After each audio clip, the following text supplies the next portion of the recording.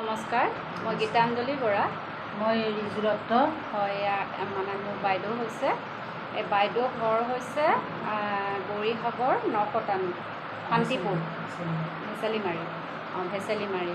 এই বাইদেউৰ আমাৰ ঘৰৰ ওচৰতে, বহুত ওচৰত নহয় বাৰু, কিন্তু বাইদেউক লগ পাইছোঁ আমি ৰেকি যোগেদি। আৰু মোৰ ওচৰত বাইদেৱে মানি ক্লাছটো কৰিছিলে, আৰু তেনেকৈ আমি স্পেচিয়েলি এই লাইনটোতে আমি জড়িত হৈ আছোঁ। এই বাইদেউ জড়িত হৈ আছে।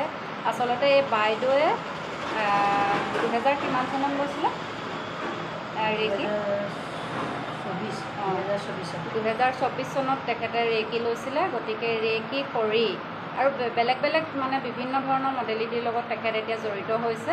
গতিকে ৰেকি কৰি তেখেতে কিমান ছাকচেছ হৈছে, নিজৰ জীৱনটো কেনেধৰণে পৰিৱৰ্তন কৰিছে আৰু আনৰ জীৱনো কেনেধৰণে পৰিৱৰ্তন কৰিছে, তাকে আপোনালোকৰ ওচৰত অকণমান ছাকচেছ ষ্টৰি তেখেতে নিজে ক'ব। আপোনালোকে শুনক। কওক বাইদেউ। হয়, নমস্কাৰ। প্ৰথমতে হয়, মই প্ৰথম মানে ৰেকিলৈ আহিছিলোঁ 2024 চনৰ হয়, মানে ডিচেম্বৰ মাহত। আৰু মানে কি হ'ল, মই ফেচবুকতে এগৰাকী ৰেকি হিলাৰৰ মানে এটা পোষ্ট পাইছিলোঁ। পোষ্টটো পাই তেওঁ মানে উৰ্জা পঠিয়াই, হয়, অনলাইনত উৰ্জা পঠিয়াই। উৰ্জা কি বস্তু তেতিয়া চিনি নাপাইছিলোঁ, আৰু তেওঁ যেনেদৰে ল'বলৈ কৈছিলে তেনেদৰে গ্ৰহণ কৰিছিলোঁ। তেতিয়া মোৰ এটা প্ৰব্লেম হৈ আছিলে কি, মোৰ হাত দুখনৰ বিষ, মানে এই বাৰপিটিকা বিষ। হয়, হাত দুখন মোক পিছলৈ নিব নোৱাৰোঁ। ঘৰত মানে বোৱাৰী আছে, মোৰ বোৱাৰীয়ে মোক কাপোৰ কানি পিন্ধাই দিবলগীয়া হৈছিলে। হয়, যেতিয়া মই উৰ্জা গ্ৰহণ কৰিলোঁ, তেওঁ দিয়াৰ ধৰণে মই উৰ্জা গ্ৰহণ কৰিলোঁ। 21 দিন কৰিবলৈ দিছিলে। 21 দিন নহ'লেই প্ৰায় এসপ্তাহমান কৰোঁতেই মানে মোৰ ক্ৰমান্বয়ে বিষ ভাল হৈ গ'ল। ভাল হৈ মোৰ মানে ৰেকিৰ ওপৰত সম্পূৰ্ণ বিশ্বাস আহি গ'ল। হয়, আহি গৈ মই তেখেতকে মোৰ গুৰু মানি মই ৰেকি শিক্ষা ল'লোঁ। প্ৰথম ডিগ্ৰী ল'লোঁ, লোৱাৰ পিছতে অনলাইনতে লৈছোঁ। হয়, লোৱাৰ পিছতে তেখেতে মানে 21 দিন ব্ৰত ৰাখিবলৈ ক'লে। ব্ৰত ৰাখিলোঁ। ৰখাৰ পাছতে খুব বেছি এসপ্তাহ হোৱা নাই, মই এজন মানুহক ট্ৰাই কৰি চালোঁ। প্ৰথম ডিগ্ৰী লৈ মোৰ নিজৰ দেউৰে হয়, ভৰি ভাগিছিলে। ভৰি ভাগোতে মানে তেওঁ 3বাৰ প্লাষ্টাৰ কৰিলে, আৰু প্লাষ্টাৰ আধা মানে 15 দিনমান থাকি খুলি পেলাই, এনেকুৱা হয়। তেওঁ টেং লৈ মানে বাহিৰ ভিতৰ কৰিব নোৱাৰা এনেকুৱা অৱস্থা হৈছিলে। হয়, তেতিয়া মোৰ মানে জা এগৰাকীয়ে ক'লে যে আপুনি তেখেতক দি চাওকচোন, আপুনি এনেকুৱা বস্তু এটা শিকিছে বুলি গম পাইছোঁ, গতিকে দি চাওক। মই তেতিয়া দিব পাৰোঁ নে নোৱাৰোঁ মই নিজে গম নাপাওঁ। তথাপিতো মই অকণমান চেষ্টা কৰিলোঁ। প্ৰথম দিনা মই দিলোঁ। দিয়াৰ পাছত মানে মানুহগৰাকী মোৰ ওচৰলৈ দৌৰি আহিছে, নবৌ আমাৰ মালিকহঁতে মানে বহুত ভাল পালে। আপুনি কালি দিলত, আজি মানে টেং নোহোৱাকৈ তেওঁ বাহিৰলৈ আহিছে এদিনত, মানে এদিনত। গতিকে মই তেতিয়া মোৰ ওপৰত বিশ্বাস এটা আহিছে যে মোৰ অকণমান কিবা এটা মই পাইছোঁ। মানে মই যদিও অনলাইনত লৈছোঁ, মোক কিবা শক্তি অকণমান ভগৱানে দিছে, এনেকুৱা এটা মোৰ বিশ্বাস আহিছে। তেনেকৈ মই তেওঁক 15 দিনমান দিয়াত তেওঁ মানে কাম বন কৰিব পৰা হৈ গ'ল। তেনেদৰে তেওঁ ভাল হ'ল। হোৱাৰ পাছতেই মই স্কুলত কৰোঁ প্ৰধান শিক্ষয়িত্ৰী। গতিকে মই স্কুলৰ ওচৰতে এগৰাকী মানুহৰ নাৰ্ভৰ প্ৰব্লেম বুলি ক'লে। তেখেতক মই নিজে ক'লোঁ যে মই এনেকৈ ৰেকি শিকিছিলোঁ, গতিকে আপোনাক অকণমান মই এনেই ট্ৰাই কৰি চাম নেকি? তেখেতে ক'লে চাওকচোন বাৰু আপুনি। তেখেতকো দিলোঁ, তেখেতে ভাল পালে। ভাল পোৱাৰ পাছত আৰু এজন মানুহৰ মানে দুয়োষাৰ ওপৰলৈ সৰু গাঁঠিৰ বিষয় হৈ আছিলে। তেওঁ বহুত ডক্টৰৰ ওচৰত গ'লোঁ বুলি ক'লে, ভাল নাপালে। মোক তেতিয়া সুধিলে যে আপুনি ক'ত গৈছিলে? মই তেতিয়া ক'লোঁ এনেকৈ মানুহ এগৰাকী মই অকণমান চেষ্টা কৰিছিলোঁ ৰেকি। তেতিয়া মানে তেখেতে ক'লে মোৰ ভৰিটো ভাল হোৱা নাই, এনেকুৱা আপুনি মোক দি চাব পাৰে। মই বোলো ঠিক আছে, আপুনি আমাৰ ঘৰত যাব, মই আপোনাক ট্ৰাই কৰি চাম। কিন্তু এদিনেই দিলোঁ তেখেতক। এদিন দিলতে আজিলৈও তেওঁ নাই, মানে ভাল পাই গ'ল। আৰু এজন তেনেকৈ মানে ল'ৰা, ডেকা ল'ৰা, হাতৰ বিষ বুলি কৈছিলে। হাতৰ মানে গাঁঠি এনেকুৱা বিষ হৈছিলে। বিহুলত তেওঁ ঘৰত বাৰ্থডে আছিলে। মই গাঁৱৰে স্কুলতে কৰোঁ। মোক গাঁৱত বাৰ্থডে খাবলৈ মাতিছিলে। যাওঁতে মোক তামোল দিবলৈ আহিছিলে। দিওঁতে মানে কি, তেওঁ ক'লে যে বাইদেউ মই বতাহটো ধৰি থাকিব পৰা নাই, মোৰ হাতখনো বেলেগ বিষ। বোলো কি বিষ হৈছে তোমাৰ? চাওঁ কোনখন হাত। এনেকৈ মই অকণমান এনেকৈ ধৰিলোঁ। মানে এনেকৈ ধৰাৰ পিছত তেওঁ কৈছে যে বাইদেউ বিষটো নাই দেখোন। বিষটো নাই নেকি? কেলৈ নাইকিয়া হয়তো নাজানো বোলো। মই এনেই তোমাক এনেকৈ ধৰিহে আছোঁ। পাছত মই কথাখিনি ক'লোঁ আৰু স্কুলত তেওঁ ক'লে মোক আৰু এদিন আপুনি দি দিয়ক, কিন্তু তেওঁক দিবলৈ মই সময় নাপালোঁ। এতিয়া তেওঁ অৰুণাচলত মিস্ত্ৰী কাম কৰি আছে, মই মাজে মাজে খবৰ লওঁ, কিন্তু নাই দিয়ক। হয় তেনেকৈ আৰু কেইবাজন মানুহক মই তেনেকৈ ট্ৰাই কৰিলোঁ, হয়। দিলোঁ। তাতকৈও এটা ডাঙৰ মানে হেৰি, মই স্কুললৈ যাবলৈ ওলাইছিলোঁ, ওলাওঁতে মোৰ ঘৰতে ছাগলী পোৱালি দুটা জন্ম হৈছিলে। হয় এটা পোৱালি মৰিলেই, ইটো পোৱালি বহুত দেৰি মূৰত অকণমান মানে উশাহটো এনেকৈ লয়, আকৌ বহুত দেৰি মূৰত অকণমান লয়। মোৰ নিজৰ ছোৱালীজনীয়ে ক'লে, মা অকণমান আপুনি চুই থৈ দিয়কচোন, পোৱালিটো চোৱাবিচোন আহক। মই বোলো এইটো পোৱালিটো নাবাচে আৰু ক'তনো বাচিব।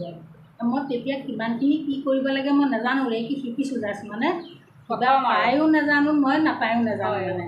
কিন্তু ছোৱালীজনীক ক'লত মই হাত দুখনে পোৱালিটোক মই জাষ্ট এনেকৈ দি থৈ গ'লোঁ।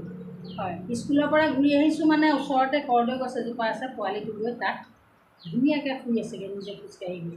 যিটো পোৱালি প্ৰথমটি মানে বহুত দেৰি মই উশাহটো লৈ আছিলোঁ। লৈ আছে। সেই তেনেকুৱা ধৰণে তাৰমানে মই বহুতখিনি মানুহ ভাল কৰিলোঁ। আৰু তাত এগৰাকী মানুহ মোৰ নিজৰ ষ্টাফৰ মানে এজন সহকৰ্মী মাক, তেওঁ বহুত হয় তেওঁ কঁপনি আছে, প্ৰেছাৰ চুগাৰ আৰু মানে তেওঁ গ'ল্ড ব্লাডাৰ হৈছিলে। হয় এদিন কথা ওলাই তেনেকৈ মানে ল'ৰাজনে ক'লে নিজৰ পুতেকে যে বাইদেউ মাৰ এনেকুৱা অৱস্থা, মই ৰাতি শুব নোৱাৰোঁ, সদায় দাঙি নিব লাগে, পেচাব কৰাব লাগে, পায়খানা কৰাব লাগে, লগত শুব লাগে। তেওঁ বিবাহিত, তেওঁ মানে মাকৰ লগতহে থাকিবলগীয়া হৈছে। তেনেকুৱা হৈছে।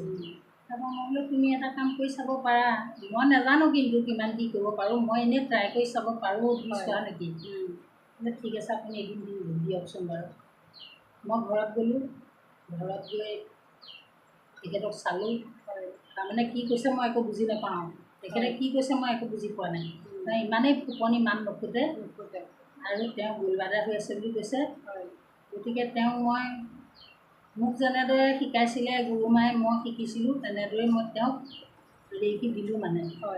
দিলত পাছদিনা স্কুলত মোক সহকৰ্মীজনে ক'লে, বাইদেউ আজি বহুত শান্তি শুলোঁ, মা একদম ৰাতিপুৱাহে সাৰ পাইছে, ময়ো একদম ৰাতিপুৱাহে সাৰ পাইছোঁ মানে এনেকৈ আপোনালোকে। ঠিক আছে তেতিয়া তুমি 21 দিন মানে কোৰ্চটো লৈ লোৱা। বোলে দিয়ক আপুনি 21 দিন। মই প্ৰথম যেতিয়া দিছোঁ, দিওঁতে মানে মই তেওঁক মই অনলাইনত শিকা, ময়ো অনলাইনতে দিছোঁ তেওঁক। মানে মই পুতলা এজনী আনিলোঁ, এনেকৈ দিছিলোঁ। দিয়াৰ পাছত মানে মই বিষত ইমানেই থাকিব নোৱাৰোঁ, মই পৰি দিওঁগৈ মানে, বিচনাত পৰি দিওঁগৈ তেওঁক দি লোৱাৰ পাছত।